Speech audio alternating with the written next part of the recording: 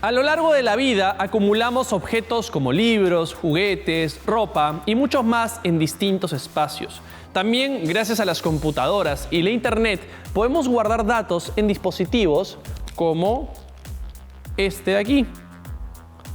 Pero lo más interesante es que también guardamos muchísima información dentro de nosotros.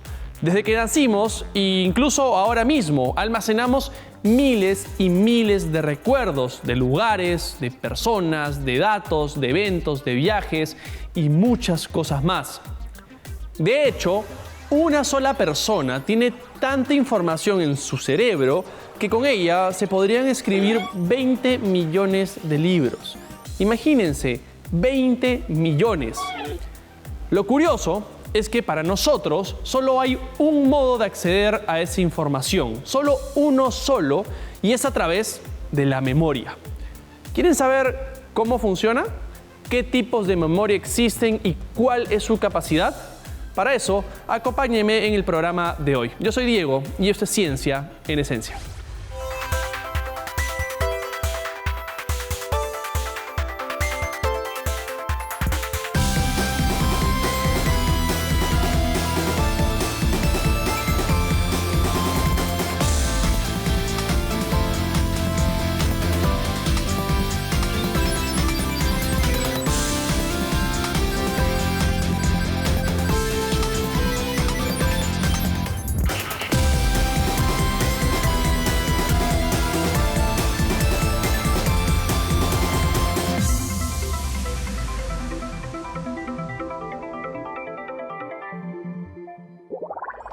Para saber por qué es tan importante la memoria, solo basta con preguntarnos ¿qué pasaría si no pudiéramos recordar? Y no hablo solo de datos, sino de la historia en general. Por ejemplo, sin recordar nuestro pasado, ¿quiénes seríamos? ¿O cómo viviríamos? ¿Podríamos aprender? Sería muy raro, pero felizmente tenemos a la memoria, así que ahora vamos a conocer qué es.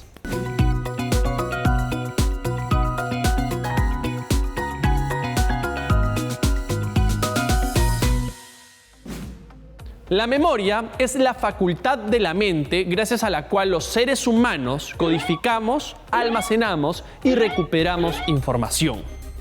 Hay varios tipos de memoria, pero hoy en el programa hablaremos de 3 y son los siguientes. Primero tenemos a la memoria sensorial, que funciona de modo automático e involuntario y retiene la información menos de un segundo después de que la percibimos.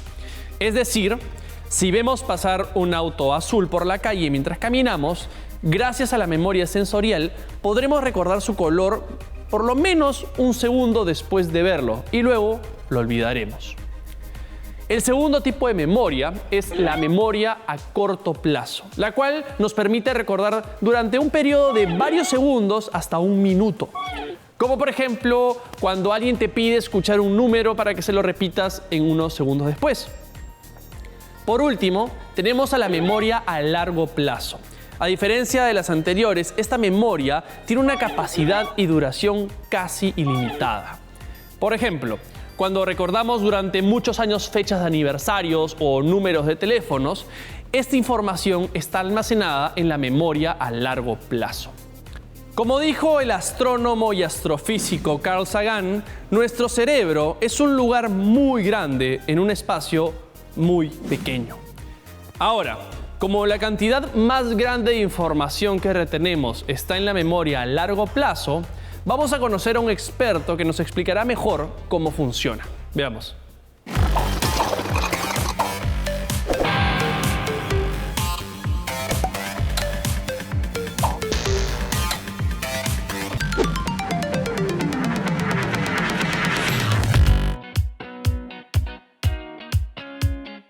Hola, soy David Lira, soy médico neurólogo del Instituto Peruano de Neurociencias.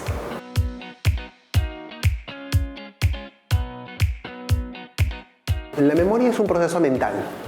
Ocurre en el cerebro, consiste en guardar información que tiene que ingresar al sistema nervioso a través de los órganos de los sentidos.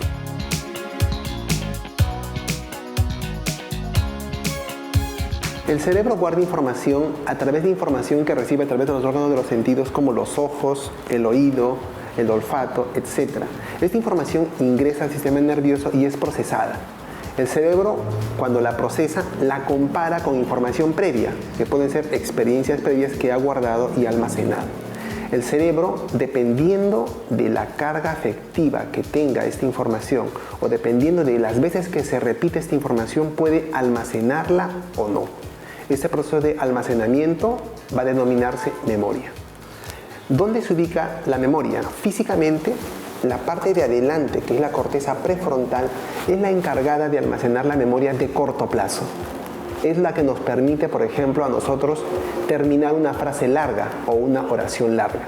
Cuando la información ya se va a grabar en forma definitiva a través de la memoria de largo plazo, se almacena en una zona llamada hipocampo, que se encuentra en el lóbulo temporal, aquí en la parte profunda y también en la corteza cerebral.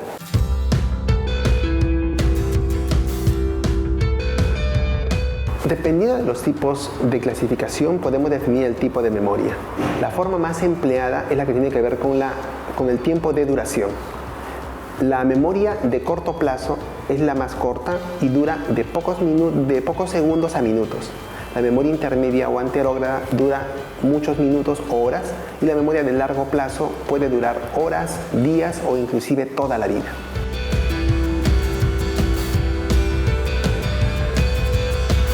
Nuestra memoria a largo plazo no es muy confiable. Lamentablemente existe un proceso especial llamado reconsolidación de la memoria. Consiste en que una persona cuando evoca un recuerdo o recuerda algo que está almacenado en la memoria y lo cuenta o lo relata, al grabarlo nuevamente puede modificarlo, puede añadirle objetos y esto hace que la memoria se modifique a largo plazo. Le carga más tinte afectivo a los recuerdos.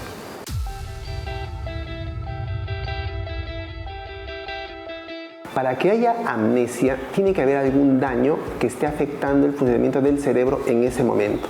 Los más comunes, por ejemplo, son 1. La intoxicación alcohólica. Pasa lo mismo cuando uno consume medicamentos que afectan la atención o cuando uno recibe un golpe en la cabeza y no recuerda bien unos minutos o horas antes del golpe y durante el golpe, porque el cerebro durante ese lapso ha quedado dañado y no puede almacenar nueva información.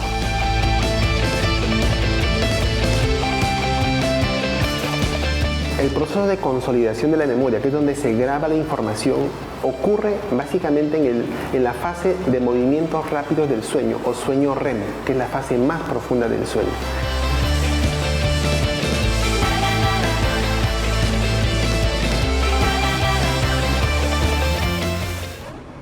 Además de las personas, los animales también tienen memoria. De hecho, un estudio reciente examinó 25 especies, desde delfines hasta abejas, y determinó que la memoria a corto plazo de los animales dura en promedio 27 segundos. En particular, los perros olvidan en 2 minutos y los chimpancés en 20 segundos. Lo cual es muy curioso, ya que genéticamente los chimpancés son nuestros parientes más cercanos. Compartimos más del 90% de nuestro código genético con ellos. Y para los científicos, esto solo significa una cosa, y es que la memoria humana ha evolucionado muchísimo. Un dato curioso es que en el 2007, Ayumu, un chimpancé muy inteligente, demostró que su memoria a corto plazo es mucho mejor que la de cualquier humano. ¿Y cómo creen que se dieron cuenta? Bueno, fue jugando. Le mostraron una pantalla donde aparecieron muy brevemente los números del 1 al 9 en desorden. Luego los números desaparecieron y en su lugar quedaron cuadrados vacíos. El objetivo era ver si Ayumu podía colocar los números en el orden correcto. Ahora, inténtenlo ustedes.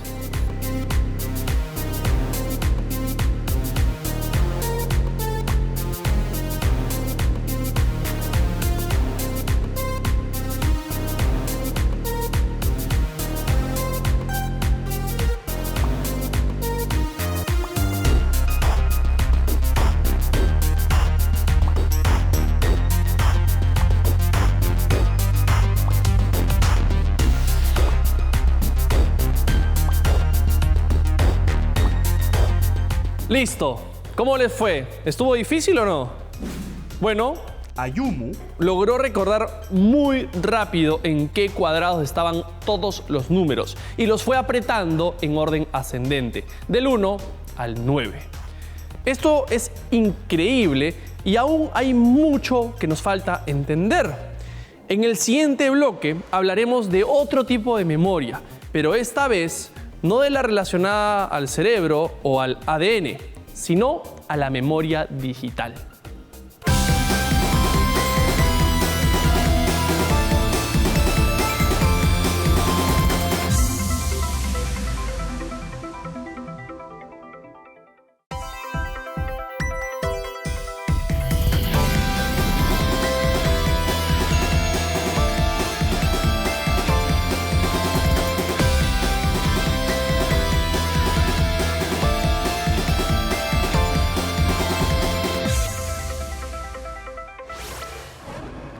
Estamos de vuelta y al inicio del programa mencionamos que no solo almacenamos información en nuestro cerebro, sino que existe lo que llamaremos la información no biológica y está relacionada con la escritura. Algunos de los primeros textos se escribieron sobre barro con escritura cuneiforme, el antepasado del alfabeto que usamos ahora. Esta escritura se inventó en el Oriente Próximo hace unos 5.000 años para registrar datos como la compra de granos, la venta de terrenos, los triunfos del rey, las posiciones de las estrellas y muchas cosas más. Entre los siglos II y XI en China se inventó el papel, la tinta y la impresión en bloques. Esto permitió hacer varias copias de una obra a la vez y distribuirlas por todos lados. Pero para que estas tecnologías se usaran en Europa, tuvieron que pasar casi 1000 años más, un montón. Alrededor del año 1450, cuando Gutenberg inventó su imprenta, no había más que unos cuantos millares de libros en toda Europa y todos escritos a mano. Sin embargo, solo 50 años después, en el año 1500, ya habían 10 millones de libros impresos. Y gracias a estos, la cultura se hizo accesible a cualquier persona que pudiese leer. Ya en el siglo XX se crearon nuevos medios de almacenamiento que cambiaron radicalmente la cantidad y el tipo de información que podíamos guardar. Y vamos a diferenciar dos: el almacenamiento magnético y el almacenamiento óptico. El almacenamiento magnético utiliza diferentes patrones de escritura sobre una superficie recubierta magnéticamente para almacenar información. Por ejemplo, los discos duros de las computadoras y los dispositivos como la cinta VHS o los cassettes. Por otro lado, en el almacenamiento óptico, la información se lee y almacena sobre una superficie de un disco circular como los CDs o los DVDs, gracias a un láser. A este almacenamiento en el mundo de la informática se le conoce como memoria.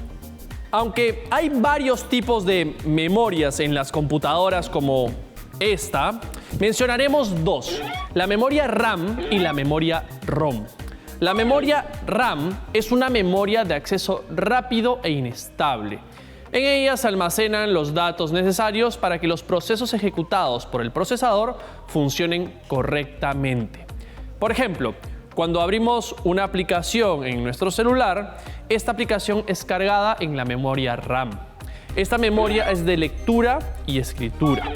Por otro lado, la memoria ROM es la memoria de solo lectura y es capaz de almacenar instrucciones y datos de forma permanente. Una de las diferencias con la memoria RAM es que cuando la luz o la batería se agotan, la información contenida ahí no se perderá, mientras que en la RAM sí. Sin duda, creamos, almacenamos y compartimos mucha información por Internet y las redes sociales. De hecho, cada segundo se crean nuevos datos y se realizan más de 40.000 búsquedas en Google. Cada segundo. Y no solo eso, hasta hace 3 años se subían 300 horas de videos a YouTube por minuto. Hagamos el cálculo. La hora tiene 60 minutos.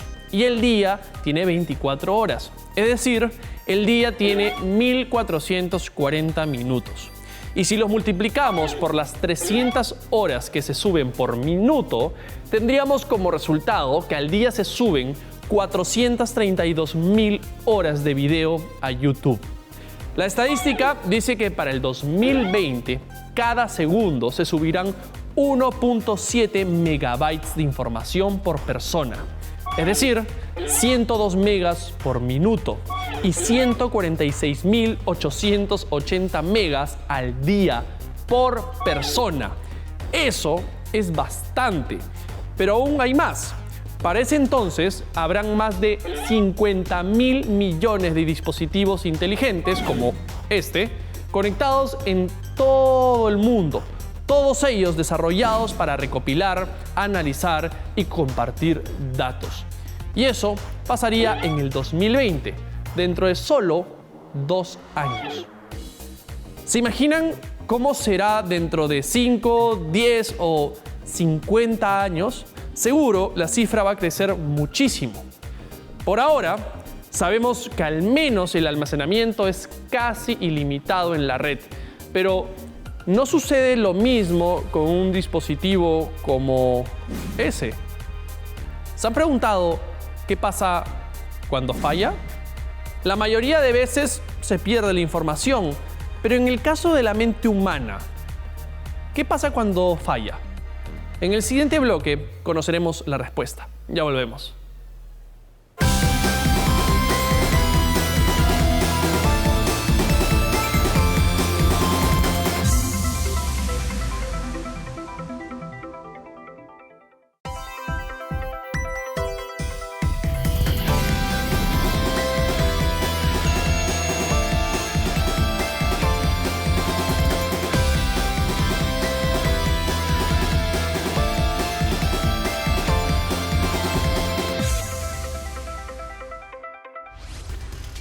Estamos de vuelta y en el capítulo de hoy aprendimos qué es la memoria, cuáles son los tipos de memoria y dónde se almacenan.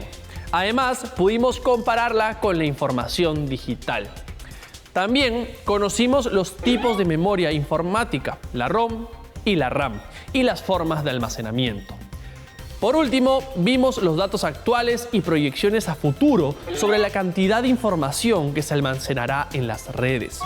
Y luego de conocer la memoria digital, ahora regresaremos a la memoria humana. Al igual que otras facultades, nuestra memoria puede fallar. Y no me refiero a que no recordemos algunas cosas que básicamente olvidamos porque no nos son de mucho interés. Me refiero a fallas más graves, con consecuencias como los episodios o periodos de amnesia y también a las alteraciones progresivas e irreversibles como el Alzheimer. Y aunque esta enfermedad aún no tenga cura, los científicos de todo el mundo buscan el modo de al menos detener su avance. Y en el Perú también tenemos un grupo de investigadores que estudia esta enfermedad. Y ahora vamos a conocerlos.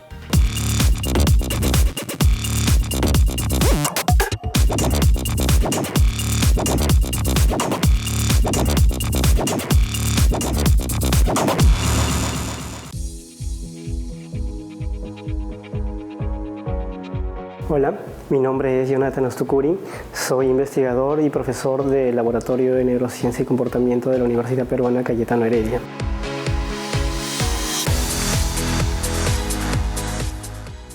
La enfermedad de Alzheimer es una patología que afecta principalmente a la memoria, es decir, las personas se olvidan de cómo realizar cierto tipo de acciones, se olvidan, por ejemplo, el lugar en el que viven, se olvidan su nombre y las personas a quienes conocen.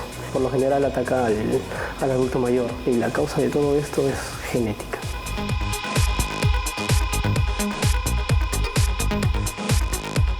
La enfermedad de Alzheimer a la actualidad no tiene cura. Esto debido a que es un problema genético. Habría que cambiar todas las células de nuestro cuerpo para poder darle una solución, ¿no? Lo que sí tenemos es formas de hacer que una persona con la enfermedad de Alzheimer pueda vivir más tiempo y tenga mejor calidad de vida.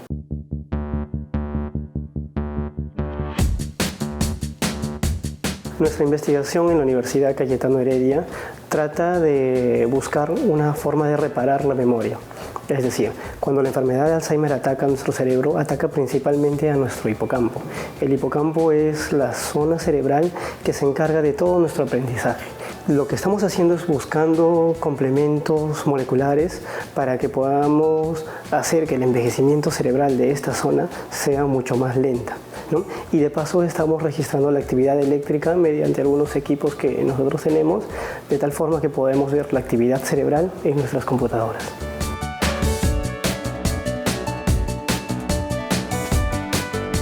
Dentro de todos los componentes que estamos investigando, en la actualidad hemos buscado ciertos tipos de alimentos propios de Perú y sobre todo las zonas altoandinas.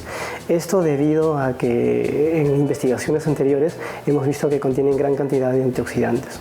Estos antioxidantes nos ayudan a prevenir el envejecimiento cerebral y uno de esos alimentos que estamos investigando ahora con mucha mayor fuerza es la maca. Entonces la maca nos ayuda a prevenir el envejecimiento cerebral mediante algunos de los componentes que tiene inmerso.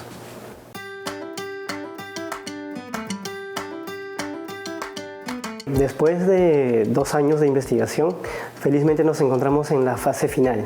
Es decir, ya estamos presentando los últimos resultados y también estamos en la publicación del artículo científico para que todo el mundo pueda conocer sobre las investigaciones que se hacen en Perú.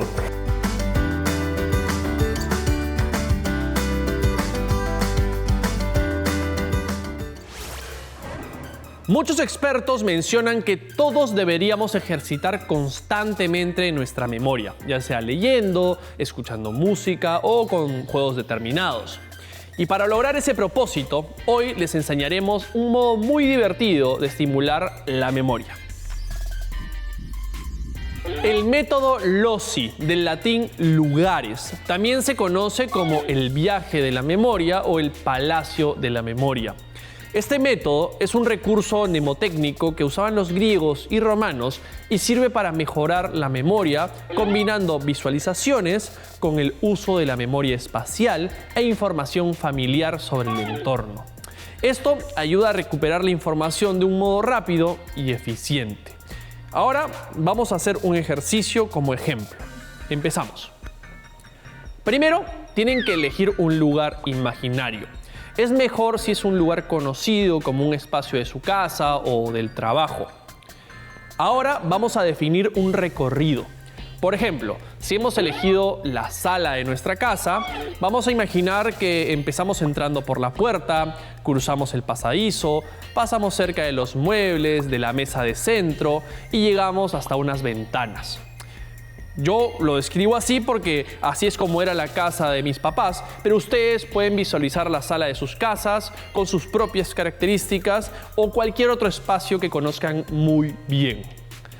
Ahora, hay que definir en qué lugares vamos a colocar los objetos o palabras a memorizar. Uno podría ser el lugar donde colocamos las llaves al entrar en la casa, otro puede ser el espacio al costado de una maceta, puede ser el mismo pasadizo, puede ser en los muebles, en la mesa de centro o en la ventana. Memoricen su palacio, o sea, el lugar que en este caso es mi casa, el trayecto y los lugares donde colocaremos las cosas que queremos memorizar. Traten de que tenga al menos unos 10 espacios distintos. Ahora vamos a ponerlo a prueba y traten de memorizar estos 10 objetos ligados a estos 10 números. Recuerden colocar cada objeto junto a un número en su espacio o en su palacio mental. Entonces, prepárense porque vamos a empezar. Lo primero, 1 es un perro. 2 es una vaca. 3 es un carro. 4, helado. 5, manzana. 6, martillo. 7, chompa. 8, sombrero. 9, pescado. 10, zapatillas. ¿Listos? ¿Ya colocaron cada objeto en un lugar en su palacio mental? Ahora les voy a decir los números en desorden e intenten recordar a qué objeto estaba relacionado el número. Ok, recuerden, el 6, el 9, el 4, el 3, el 5, el 2, el 8, el 10, el 1 y el 7. ¿Pudieron recordar cada número y el objeto? Un truco para ayudarlos puede ser visualizar los objetos en la cantidad del número en cada espacio. Por ejemplo, cuando les dije que el número 6 era martillo, ustedes pueden imaginar que dejan 6 martillos en un mueble. O por ejemplo, en el caso del 9 con pescado, pueden imaginar que dejan 9 pescados en algún sitio. Este es un ejemplo simple, pero de hecho el Palacio de la Memoria se aprovecha mejor con ejercicios más complejos. Pueden probar intentando recordar frases largas, contraseñas complicadas, códigos o palabras claves de un discurso o presentación, o todas las tareas que deben realizar en la semana. De ese modo, no se olvidarán de ninguna. En el capítulo de hoy aprendimos muchas cosas relacionadas a la memoria. No solo la humana, sino la de los animales, la memoria genética e incluso la memoria digital. Además, aprendimos qué sucede cuando nos falla la memoria y cómo la ciencia intenta encontrar el modo de detener enfermedades como el Alzheimer. Por último, aprendimos a recordar datos importantes gracias al método LOCI. Y espero que les sea tan útil como a mí. No solo les ayudará a recordar lo necesario en el momento oportuno, sino que es un buen ejercicio mental para mantener una mente sana. Eso fue todo por hoy. Nos vemos en el próximo capítulo de Ciencia en Esencia. Chao.